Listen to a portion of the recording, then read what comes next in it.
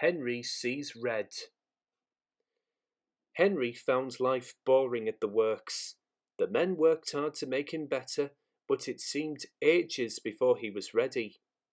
At last, however, when he had passed the tests to make sure he was mended properly, men came to repaint him. But Henry saw that instead of nice green paint, they had something very different in their paint pots. "That's not right," protested Henry.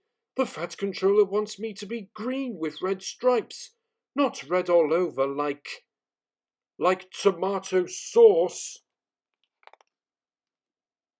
The painters laughed. "You'd look very handsome, Henry," they said. "But don't worry. This paint is a sort of special undercoat. You shall have proper green with red stripes before we've finished." "Undercoat," muttered Henry in disgust. "Whatever would the other engines say if they saw me looking like this?" The men laughed and carried on painting. Early next morning his driver came. "Wake up, Henry," he said. "There's an emergency at the big station, and the Fat Controller says you're to help." "But I can't go like this," exclaimed Henry. "They'll all laugh like anything." "No choice," said his driver. "The diesel pulling the express has failed, and the Fat Controller needs you to take over. It's either us or a long walk for the passengers, and you know the Fat Controller wouldn't like that." The fireman raised steam as quickly as he could, and Henry, blushing with embarrassment, set off for the big station. The Fat Controller was pleased to see him.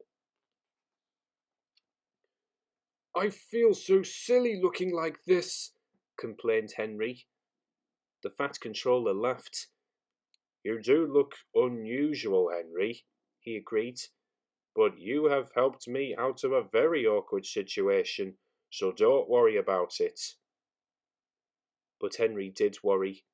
Soon, too soon for Henry, it was time to start. The express was heavy, and Henry felt the drag of the coaches. "We'll need help on Gordon's Hill today," remarked his driver. But they were in trouble earlier than that.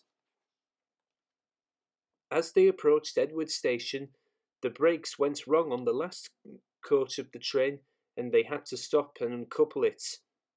To make matters worse, Donald, who should have been there to help, had been called away. Henry had to push the coach into a siding himself, and, without Donald, there was no one to help him on the hill. "Never mind," comforted his driver. "You can do it. You're an enterprising engine, remember?" Henry snorted. He didn't feel very enterprising just then. The men at the works had mended Henry well. His driver gave him as good a start as he could. It was hard going, but now Henry felt fired with determination. "Let them laugh at my red paint," he snorted.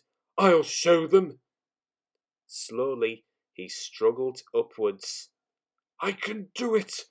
I can do it! I can do it!" he panted.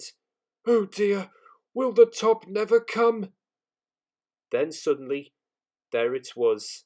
"I've done it! I've done it! I've done it!" he puffed proudly.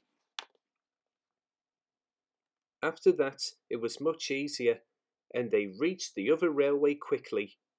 The Fat Controller, who had been on the train, came to congratulate Henry. "Well done, Henry," he said. "I'm very proud of you. Perhaps all my engines should be painted red, but you have certainly earned your proper green with red stripes."